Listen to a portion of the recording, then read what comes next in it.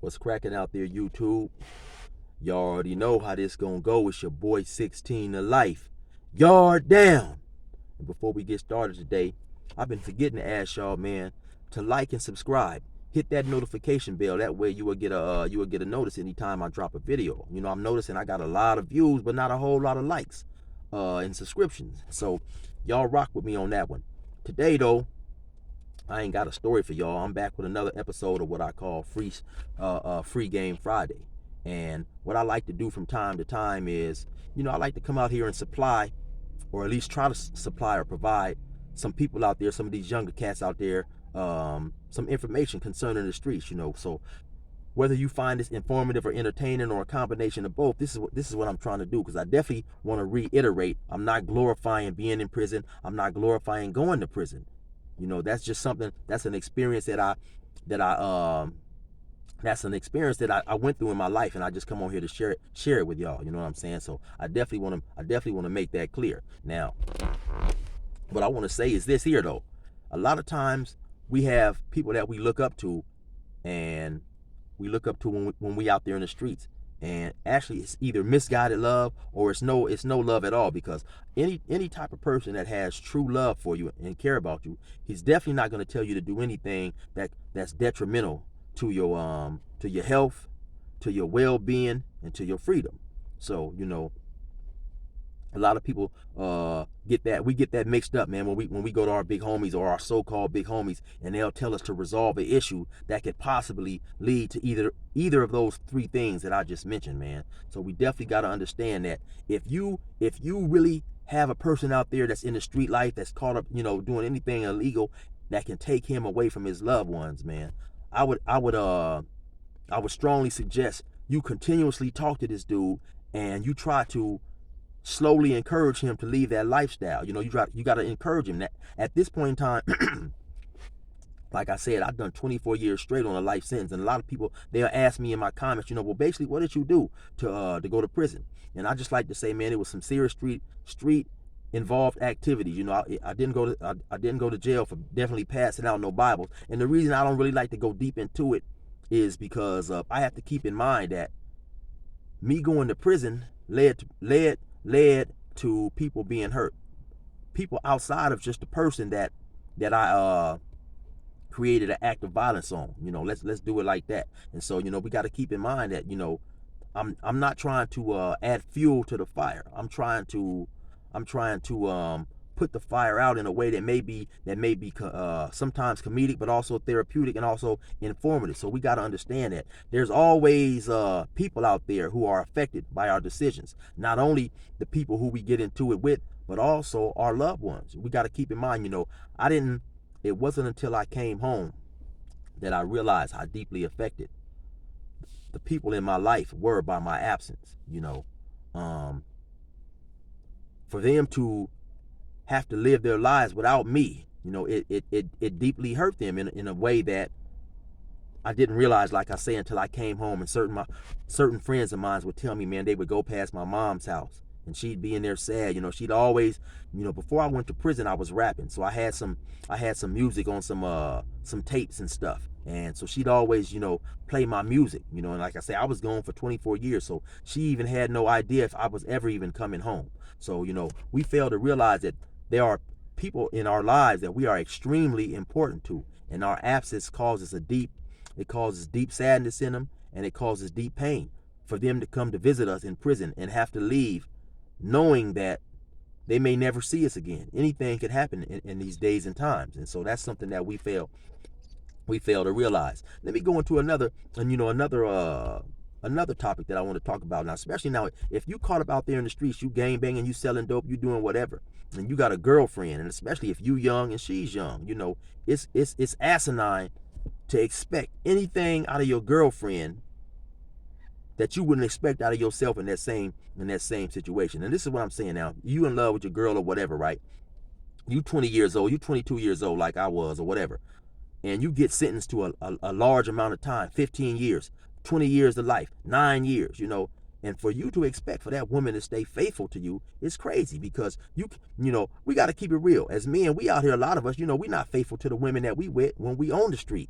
So for you to expect someone to do the opposite of what you would do. Now, if your girl, say your girl got sentenced to 20 years of life, or 15 to life, or even 5 years, how many men are gonna stay? How many men are gonna stay celibate and 100% committed to this woman until she come home? And you know what I'm saying? That's just game right there. A lot of dudes gonna be like, "Oh man, this dude out here, he's salting me," or woo woo woo. That's just the truth. Anything other than that, and you fooling yourself. Anything other than that, man, is not realistic. And me, I consider myself a realist. So I like to live within the perimeters of what I consider real. I don't like to fantasize. I'm not a conspiracy theorist type of person. I go with what I know to be true and what I know to be more probable than not to occur. You know what I'm saying? And so that's the thing right there, man. We got to keep in mind that we got parents, we got brothers, we got sisters. Some of us even may have children, and we don't come to think how they're going to be deeply affected by our absence, by us not being in their lives. It hurts them beyond words. Not only we're no longer there for them financially, we're no longer there for them spiritually, mentally, and all that type of stuff to inform them with information. So like I say, and I want to reiterate, anybody that's telling you to do things that can be harmful to your freedom, your health, your well-being, they're not in your corner. They may think they are, and it may be due to the fact that they're misguided, because a lot of times we grow up in certain areas with certain type of ideas about what makes us hard, what makes us tough, and what makes us men in our community, and what makes us earn respect. But like I say, if any of those things will cause you to be away from your family, then those things are not worth it. Because in the end, we're gonna lose all that stuff. We're gonna lose all that stuff, and our families are gonna be in a worse position than they was initially before we done all that stuff. So that's all I'm just trying to say, man.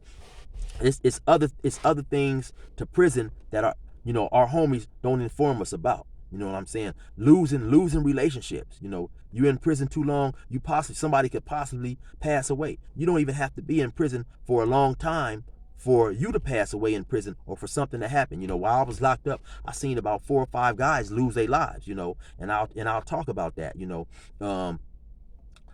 Probably in a later video or whatever. So I'm just letting y'all know that, man, we have to put ourselves in the best position to win, because once your freedom is gone, all those times we can't get back. It's a lot of things that we can't get back. Now, I appreciate too, a lot of people, they get at me, man. They ask me questions, man. What I'm gonna start trying to do also is, when you guys ask me questions, I'm gonna write down some of the good questions, and I'm gonna start coming on here in a session probably called the prison experience ask and answer, and I'll start answering a lot of the questions that you guys present to me. A lot of you guys come up with some good questions and stuff. Now I also want to do a little update, right, on one story that I told when I got jumped by the essays in the Riverside County jail. I recently found out that I was wrong about the dude's name. The dude's name wasn't Coop. It wasn't C-O-O-P. It was Coot. C-O-O-T. Actually, he goes by the name of Coot Daddy. Now, I was right about where he was from. He was from Rubidoux PJs and all that stuff, but his name was Coot Daddy. Actually, one of my buddies put me in touch with him, and I was able to talk to him a couple days ago, man. So shout out to Coop Daddy. Eventually, I'm gonna try to have him on my page, man, and talk about some of the things that he went through, and also talk about that day when he came to my aid in the visiting room. So another thing I want to touch on real quick, man, is Derek. Like I say, Derek, he was a dude who was initially basically assaulted. Now, a lot of people some people out there are mad and they feeling that I picked on somebody who was deaf and this and that. But first of all, y'all got to understand, I didn't meet Derek in the gifted school for the deaf. I met Derek in prison. Not saying that makes it okay for the assault that happened on him, but I'm basically saying at some point in time, he obviously had to victimize somebody too. Now, a lot of people are upset because they felt that I picked on him. So now hold on, let me give me a minute to really get my thoughts in order, because I definitely want to make sure when I say this, I don't offend anybody out there. So give me a second. Okay, I guess what I want to say is this here, right? Derek wasn't assaulted due to his innate fondness to sample the male erect member from time to time. That wasn't the reason why he was assaulted, right? He was assaulted because he was dishonest about the things that he was doing. And this what I like to ask any person, whether, because I don't have a problem with anybody's lifestyle as it pertains to them. That don't bother me. So, but this is what I like to, would like to ask people out there, for those of y'all who did get upset. If you knew that he had a proclivity to engulf the erect member of another man from time to time, would you like to drink behind this dude? Would you like to have this dude smoke a cigarette and then you go put your lips on the same cigarette? And so that's what the thing was. That's what the assault ended up occurring behind, because he had ample amount of time to tell people, hey man, okay, that's I do what I do, and give people the option and the courtesy to decide whether or not how they wanted to deal with him. So that was the question about that. So I don't want people to get that twisted and assume that we was picking on Derek. And then, like I say, it's sad, but it's true. Prison it's a different beast. And by him who agreeing to participate in a collective, it's certain rules that everybody got to follow. I know some of y'all don't like that, but it is what it is, man. It is what it is. And so like I say, man, I don't want to get away from what this was intended to be. This was intended to be, like I say, just something that's informative to let y'all know that I want to reiterate, I'm not glorifying going to prison, and for those out there, I hope that, like I say, I hope y'all can gather some wisdom from what I'm trying to say and understand, because there was no time when I was in prison that anybody wanted to be in there. Everybody that was in prison, and it's a trip how we live these lives, right? And I'm talking about those of us who are in the streets in some shape or form committing illegal activities on a daily basis. We live these lives that will potentially lead us to a place we don't want to be.